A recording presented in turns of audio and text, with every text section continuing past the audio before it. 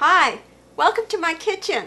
My name is Sue, and today we're going to make a really special dish. It's definitely very Greek. However, it's kind of peasant food.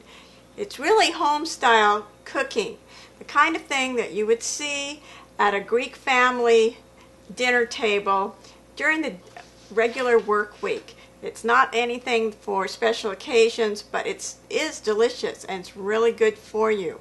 It's chicken and okra stew. Kota me Bamies. And it really is good. For people who think they would never want to look at an okra, this might change your mind. It really is quite tasty. Now today's recipe and all the recipes that we have used on this show so far can be found on our website, Tweeton.com. Please look us up. You can find the recipes. You can find a way to order tapes so that you can have these cooking lessons to view for yourself at home. And there's a way to email me, and I would love to hear from you.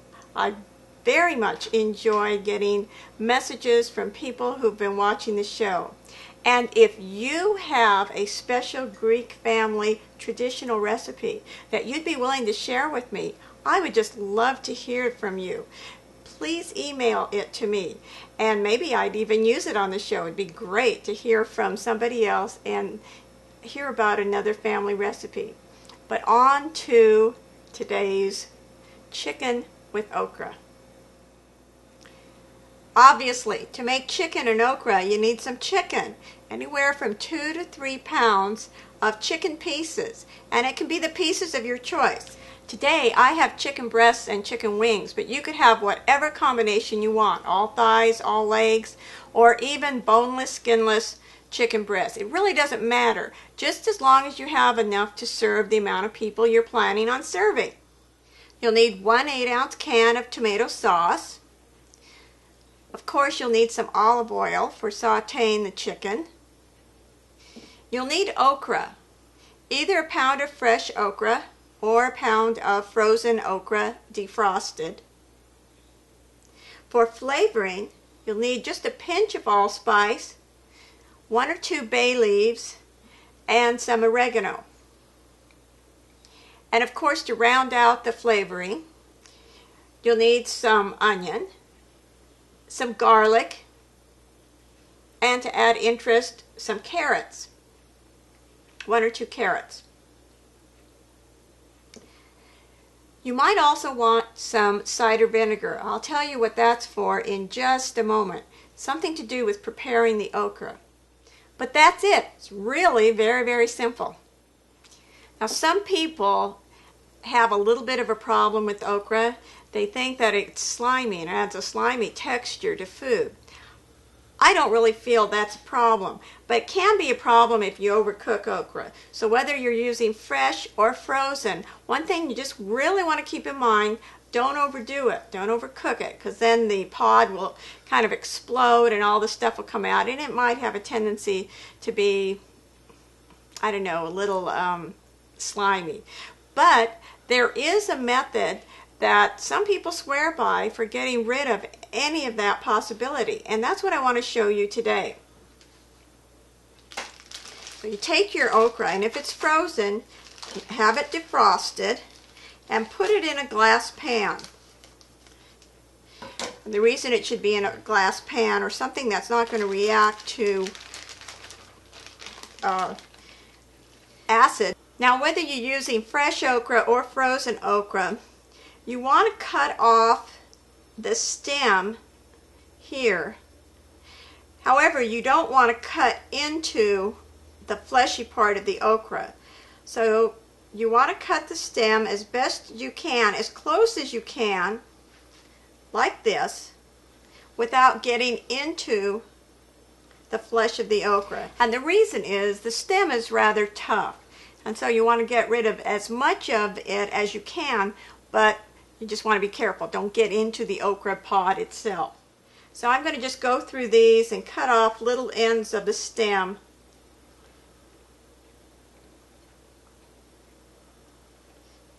Sometimes it's not possible to get okra at the grocery store, and that's why it's nice to be able to use the frozen product.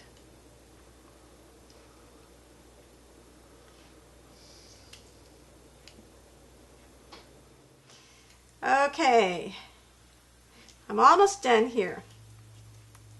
Now, whether you've used frozen or whether you used fresh okra, you need to add ½ cup of vinegar, pour it over, and kind of distribute it as evenly as you can.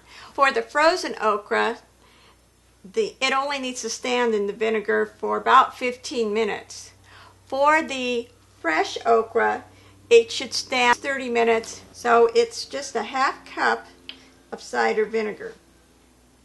This is an extra step just for people who are worried about the, I guess, slime factor with okra. If you're not worried, doesn't bother you, I wouldn't even do this. And normally I don't, but I just wanted to show you this possible technique that you might want to use. I'm just going to get all this okra in the vinegar, and maybe while I'm working on other things, I'll just kind of turn things around, make sure every piece of okra gets some contact with vinegar. That's it. I'm just going to leave it for about 15 minutes. While the okra is soaking in its vinegar bath, I'm going to give my attention to some of the other vegetables. Of course, I need an onion. Large onion, chopped. And this is a stew, so it can be finely chopped, it can be coarsely chopped. It really doesn't matter. Whatever you're in the mood for. Or however your knife works on the particular day you're preparing this.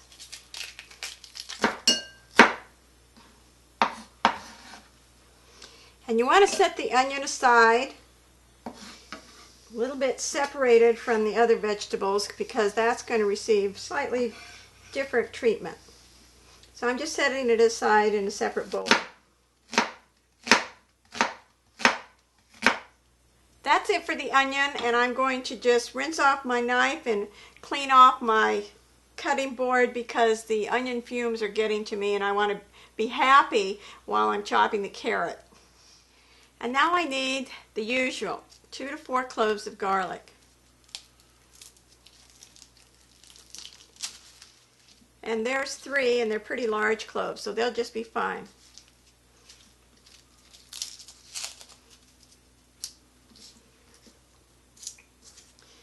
Give them a good whack to loosen the skin.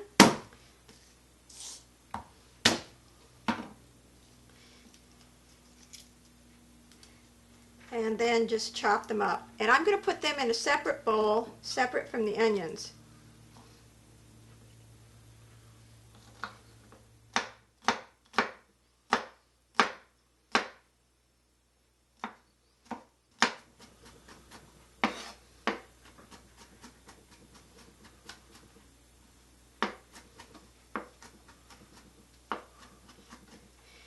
Okay, that looks just about right.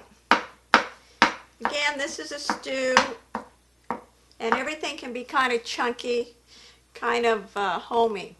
All right, I'm going to set this aside in a separate bowl. And lastly, the carrots.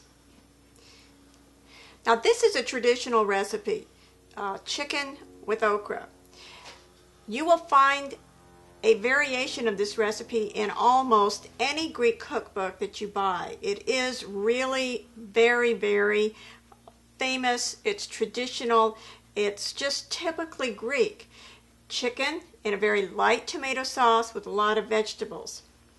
The carrots add a little touch of color with the orange and a little different texture to the okra. So I like to add them, and this is something that's really just traditional for my family.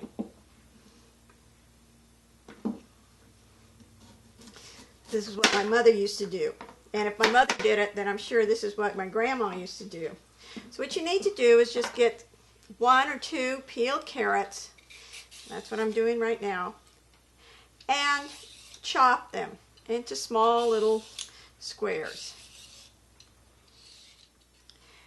Even though this is a very, very traditional Greek recipe, you probably won't find it at Greek festivals or Greek restaurants. simply because it is so down to earth. It is definitely peasant style food. It's nothing spectacular, it's just very good. However, if you're looking for really spectacular food, specialty type Greek food, then I would certainly encourage you to head off to the nearest Greek festival on your calendar. And every Labor Day here in Sacramento, we're blessed with a fabulous, fabulous Greek festival held every year, Labor Day weekend, at the Sacramento Convention Center. Boy, and if you get there, you will have so many wonderful food choices, dessert choices. You'll see dancing and displays. It's really great. So if you get a chance to, I would certainly mark my calendar for that. It's always Labor Day weekend in the Sacramento area. On to my last carrot. Obviously, these aren't going to be real cubes. They'll be cube-like.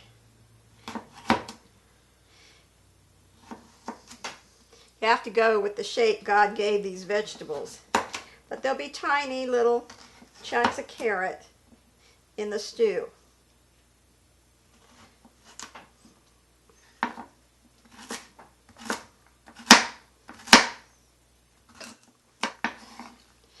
And into the bowl with the garlic. The reason they're separate from the onions is because they'll be added later. The onions will go in first. And that's it. All my vegetables are prepared.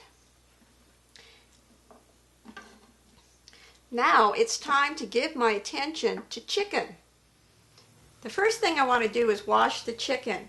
And I want to get it dry. I'm going to be sauteing it, so I really don't want it waterlogged at all. And you want to be sure as you're washing the chicken that you're careful, because you don't want to splash raw chicken juices all over your sink. Keep it all confined so that you just have one area that you have to clean out. Anytime you're dealing with chicken, you do have to do a little bit of cleanup, even after it's washed. This is a chicken breast, but you can see it's got gobs of fat and things hanging, so I want to get rid of that. I'm just going to take my kitchen shears and snip that stuff off. And excess skin, you don't really need excess skin. And I'm just going to lay it on a paper towel, let it dry, get it as dry as possible before I put this into the frying pan.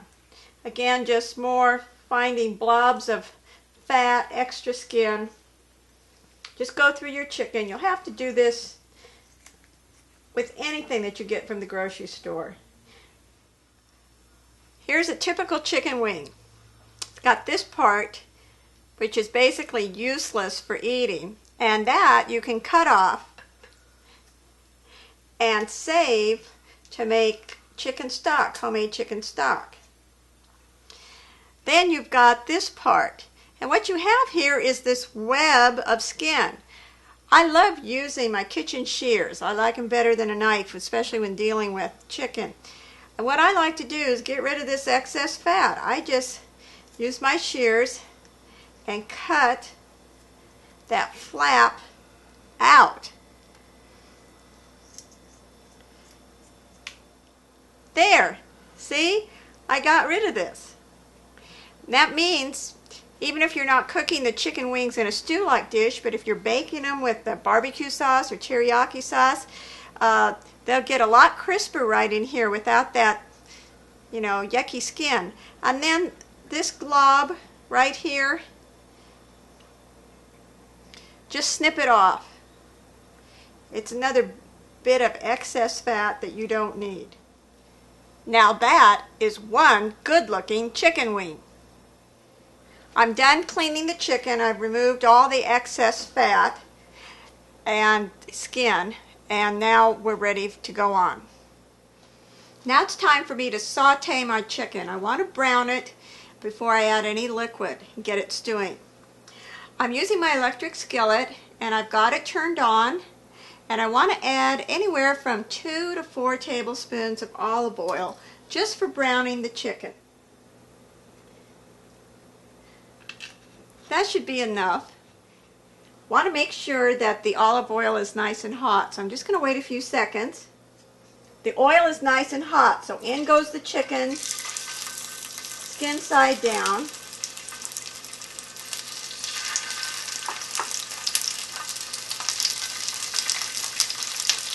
You might need to do this in batches because you want to make sure that the chicken browns. You don't want to overcrowd it. If it's overcrowded, it'll steam rather than brown.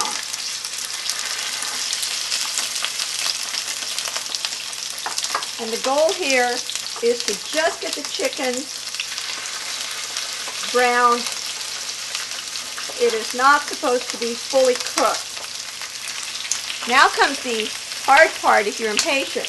Leave it alone. Leave it on one side. Give it a chance to get good and brown before you move things around and turn them over. The chicken's browned on one side, so I'm just going to turn all the pieces over now.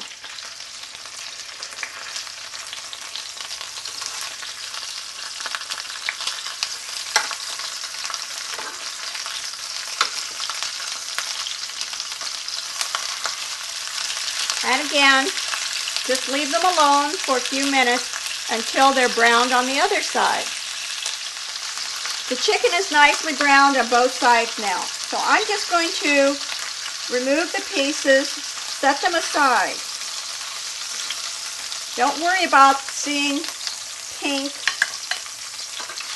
flesh because the chicken isn't really supposed to be done. It's just supposed to be brown.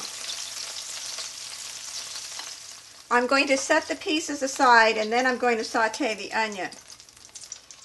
Now because the chicken itself is very fatty with the some of the little bits of chicken fat and some of the skin, it's added a considerable amount of fat to my frying pan. So I'm going to drain some of this off. I don't really need all this fat. Now I want to add my reserved onions. I have just about, maybe 1 tablespoon of oil and fat in the frying pan, and I want to brown the onions.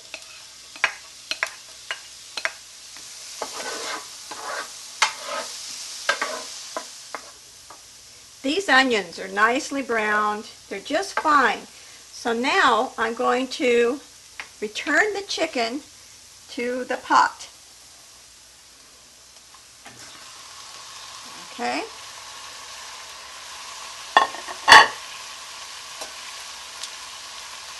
Kind of spread the pieces around.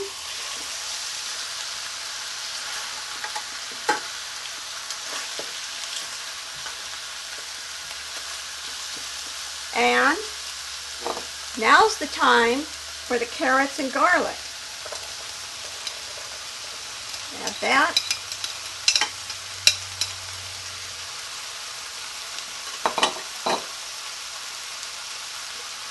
One can, 8-ounce can of tomato sauce and some seasonings. Of course, some salt, about a teaspoon of salt.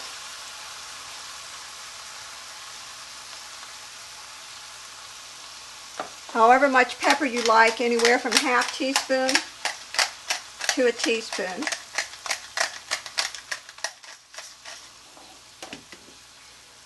One or two bay leaves.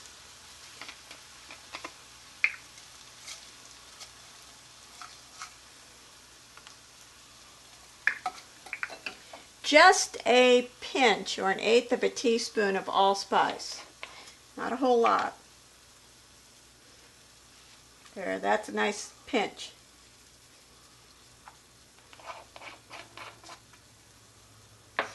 And at least a teaspoon of oregano. You could add a little bit more. 1 to 2 teaspoons would be just fine. As with most Greek sauces, this is going to be a light tomato sauce, and it's lightly flavored.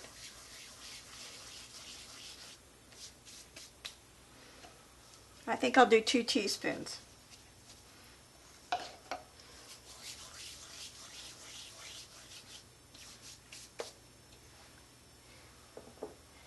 And then finally, for the liquid, you'll need at least 1½ cups of liquid. Now you could use 1.5 cups of broth. I've got a little chicken broth cube down here. Or you could use 1 cup of broth and half a cup of white wine.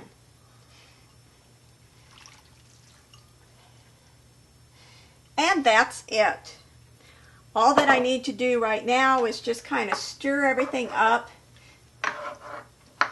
and bring it to a simmer and leave it alone for 20 minutes.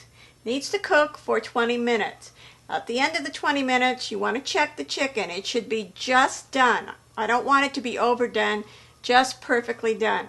So I'm going to turn the heat up a little to get it up to a simmer, then turn it down and leave it alone. If you need a little more water, you can add that in 20 minutes.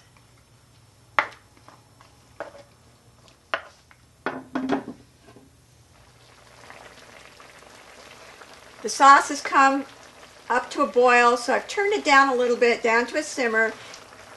And you'll also notice that I turned the chicken breast upside down. And I did that so that the heaviest, meatiest part of the chicken would be in direct contact with the flavorful sauce.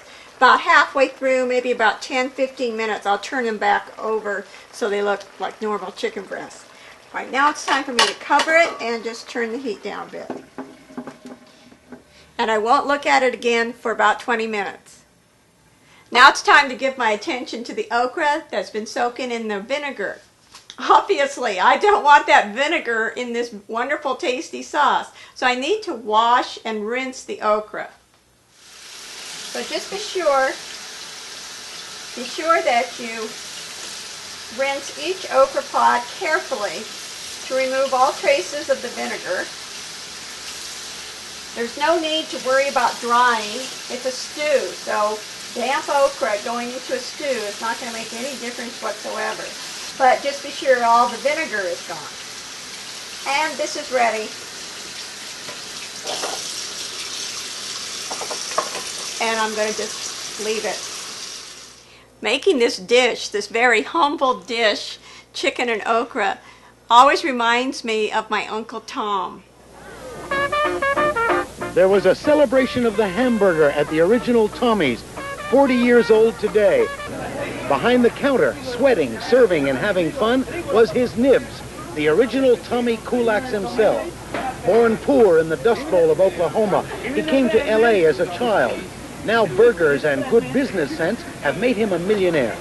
A person would come up and order a hamburger or whatever, and I'd always take pains in making that so good for him that he would really enjoy it. I felt more pleasure out of actually making him feel good about eating a my cheeseburger or sandwich than really making a profit on the darn thing. When they were both younger, teenagers, my uncle didn't really appreciate home-style Greek cooking. In fact, when he was a teenager, my mother tells the story that one time my grandma had made a big pot of something, some sort of stew, typical Greek vegetable stew. My Uncle Tom came home, wanted to know what was for dinner, found out, and he got very, very upset. He said something like, "Why can't we eat normal food, like normal Americans?" He got so upset that he took whatever pot that my grandmother had and he actually turned it over and spilled it all over the place. He was such a bad boy then. But the tables got turned on him because years and years later, what do you think he developed a hankering for? Old-fashioned home-style Greek cooking. So when he'd come to visit my mother, what would he want to eat? Something that was so typically home-style peasant food, chicken and okra. So this dish is in memory of my wonderful Uncle Tom. It's been 20 minutes. I turned the chicken over halfway through and I've checked it. And the skewer goes through all the way very nicely. So the chicken is done, just done. Now it's time to add the okra.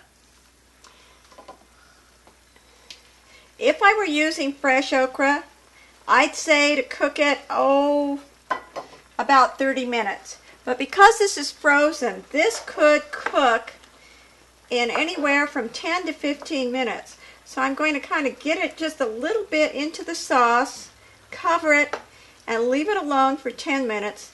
Then check it, and if necessary, cook it for another 5 minutes, another 5 minutes, until the okra is done.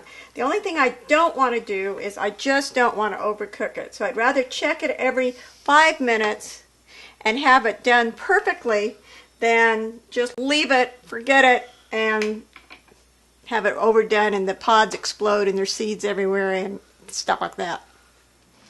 And here's the finished product. Kota Bamies.